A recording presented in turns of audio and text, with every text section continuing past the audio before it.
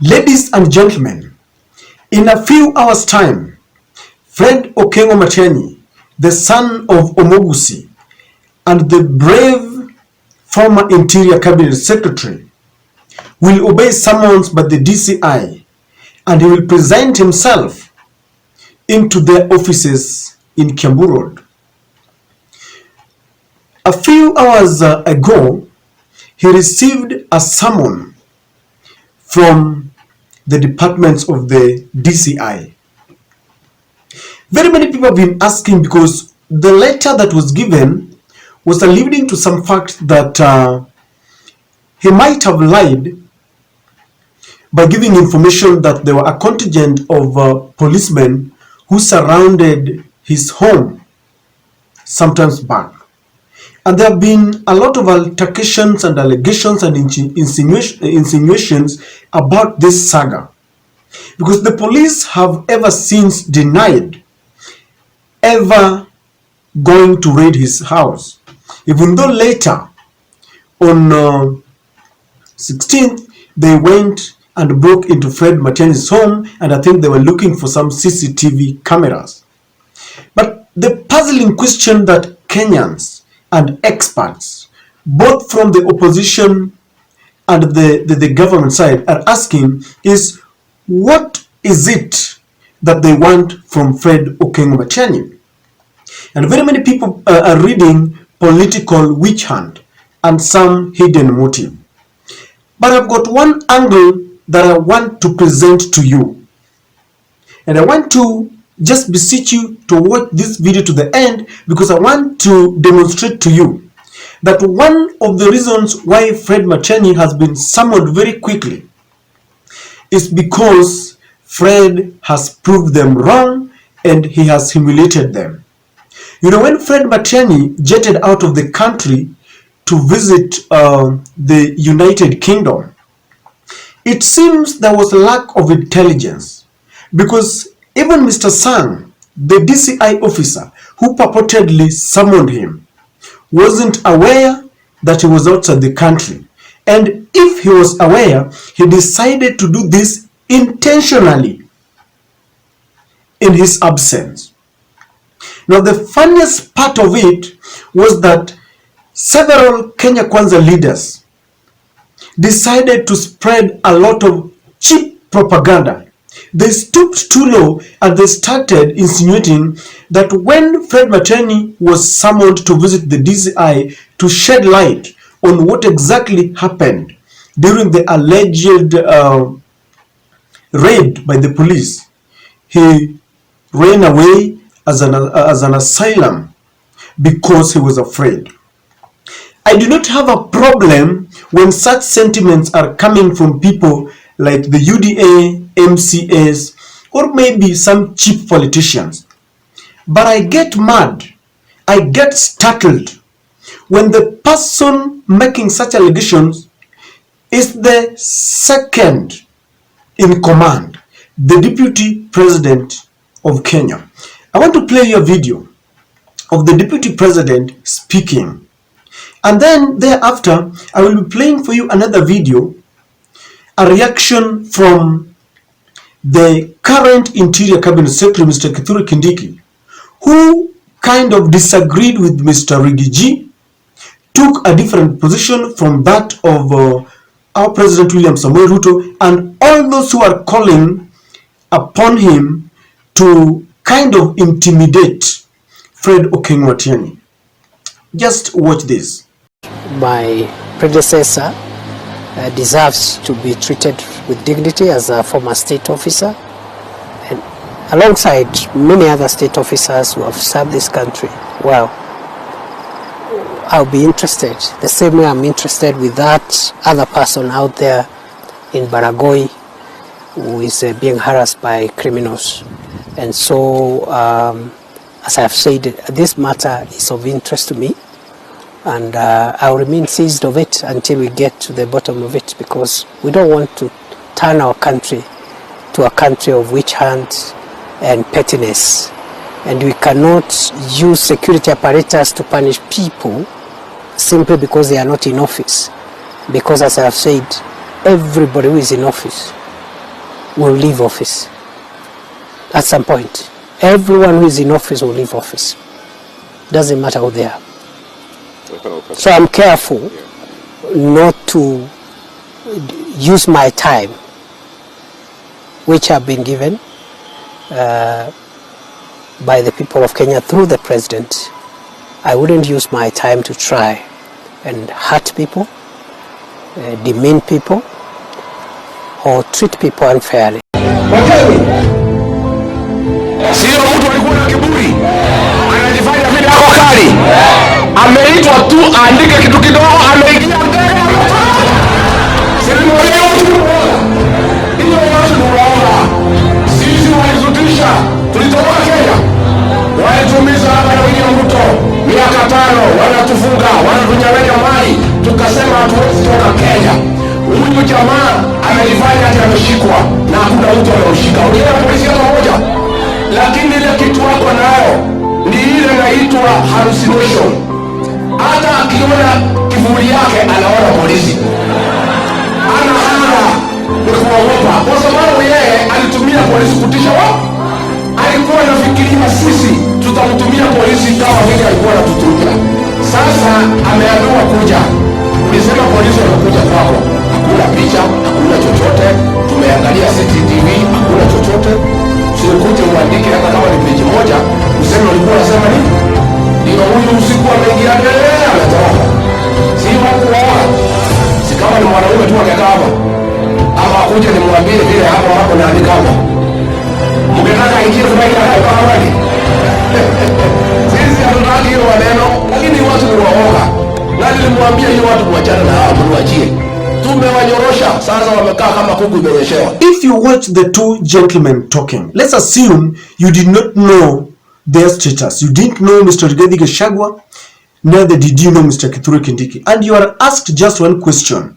Between those two gentlemen, who do you think is the current deputy president of Kenya? They were speaking on the same matter.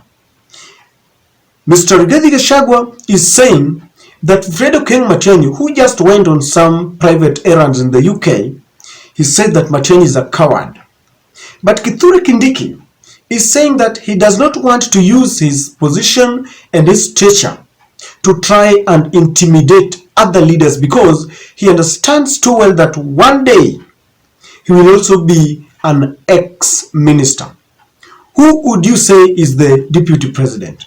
Who do you think looks sober? I just want you to make your own observation and conclusion. And if someone goes further and asks you between the two people, who should be the deputy president or the president of Kenya? You know, before I go and before I delve so much about the issue of Matiangi, it reminds me of an incident a few months ago when William Samuel Ruto gave the Kenya Kwanza a chance to vote someone who was to deputize him, a running mate. And everyone, in fact 90% of the Kenya Kwanza fraternity voted Kindiki, including the brothers and sisters of Rigathi Gachagua from Mount Kenya. And I was wondering why, and today I have been answered. Do we really understand the office of the deputy president? This is the office that is ready to take over in case we don't have our president. God forbid, if today William Ruto dies, and this is an example, the person who should be taking over is Mr. Rigiji. But the way our deputy president carries himself is really wanting, if you ask me.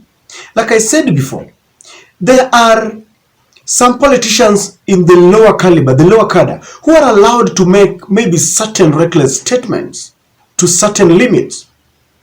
And Mr. Rigiji should now concentrate on his role rather than going round to stoop too low to making such reckless statements. Now, let me go back to the point. You see, the Kenya Kwanza team really feels intimidated because they had gone around and told their supporters that they are champions, that they intimidated Fredrick Matiangi, that when they summoned him to go and shed light on what happened, he ran away. And according to them, they did not even imagine that Fred would come back. So when Fred Matiangi jetted back into the country on Saturday, they were left with no any other explanation to their supporters, because these statements were made just a few days ago or a few hours before Fred Matiangi jetted into the country. I read them in the social media saying that, oh, Matiangi curled his tail and ran, alikunja mkia kaenda, oh, Matiangi is pretending to be a lion, yes, yet he's such a coward. So when he came back, how do you even tell your supporters? Because you've gone there, you've bragged and said that Matiangi will not come back. So realizing that Matiangi is back, like I say, is the son of Omogusi, very brave, doesn't feel intimidated, he is back, they decided to give him a fresh summon. Because in the first one, I've got a feeling that they were lying. If they did not summon him, then they gave that summon in a manner that is not in line with the Constitution. Because the Constitution is clear that when you give such summons, someone must sign admitting receipt of that summons, so that you don't claim later that I gave this guy someone, I didn't come. And this is the reason why the Mr. Matiangi was not in a hurry to go to the DCI headquarters, because it wasn't done in a manner. And they wanted to expose the government. They wanted to expose the DCI, the manner in which he's doing his things. So he has humiliated the deputy president. This is the second in command, like I said, the highest in rank both in Kenya and the Kenya nation and in Kenya Kwanza.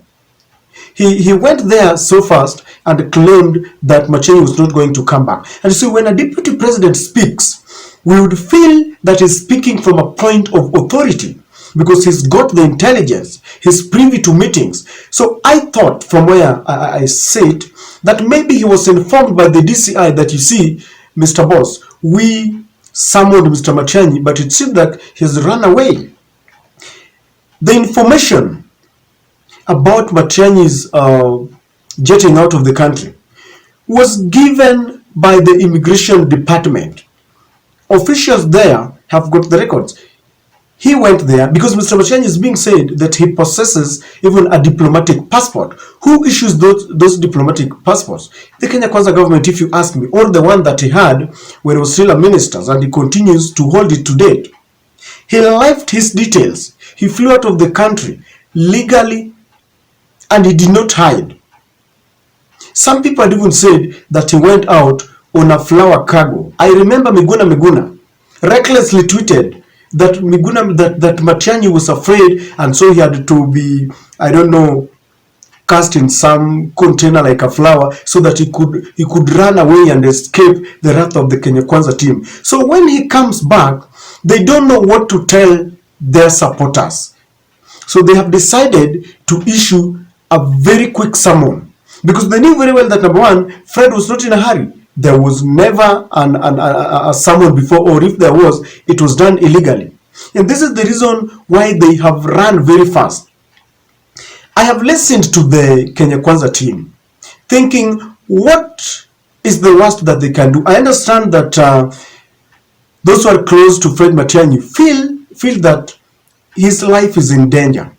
But then listening to the Rigiji, what his statements, you know what amuses him is that Fred is a coward. That's what he thinks. That now Fred running away from them is something that really amusing, and it's news to them. And when I look at him again, I want to repeat that the caliber and the stature of our deputy president should not go that low, because it tells me there is nothing that Fred Matiangi did. Like I said yesterday, I didn't see anything to do with the Ruaraka land site, because whenever Dennis Itumbi speaks about Matiangi, he mentioned the Ruaraka land. So I thought maybe the DCI wants to investigate something to do with it. It's not.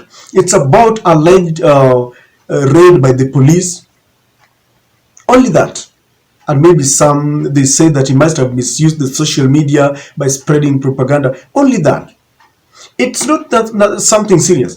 And even those who are tweeting and writing on Facebook are simply, if you ask them anything about Matiangi, they will be telling you that Matiangi intimidated us when he was the interior minister, and therefore it is his time. So they feel it is just a revenge mission, maybe to make him feel uncomfortable, to separate him from his friends. Someone was even telling me that a channel, these people could be frustrating Fred Matiangi so that they can use him for political objectives. In 2027, they might just decide to welcome Matiangi to run, because most people now believe that Matiangi, in his caliber, he's been a minister, a cabinet secretary in the Ministry of Interior, one of the most prestigious, dockets. He might decide to run as a governor or a senator in Nyamira, or any other position, and they could be doing this so that he gets cold, he trembles, and then so that when they approach him, they tell him, we want to give you a UDA ticket so that you can carry our flag there. Because whatever they're doing now, I'm sure that Fred Matiangi has got a lot of sympathy from their people. The other day, I told you I saw the current governor of Kisii, Mbarati, who was saying that he wanted to travel back to the rural suburbs, but he had to come back because apparently he was told that someone wanted to invade Matiangi's home at night. So my point is, these people, having said a lot of fallacy and untruth statements, they don't know how to disentangle themselves. Wamejiingiza kwa shida because they said, oh, hata rudi amekimbia. Even Miguna, in fact, I'm waiting for Miguna to tweet. I want to hear what he says, because he had said that even the manner in which Matiangi went, it was like he went like sunflower. So I want to hear bloggers who I respect, political analysts, has said that Fred Matiangi is afraid. He has run away. Everyone within the Kenya Kwanza team is afraid. They are being intimidated. They have been humiliated. So they are looking for a soft landing.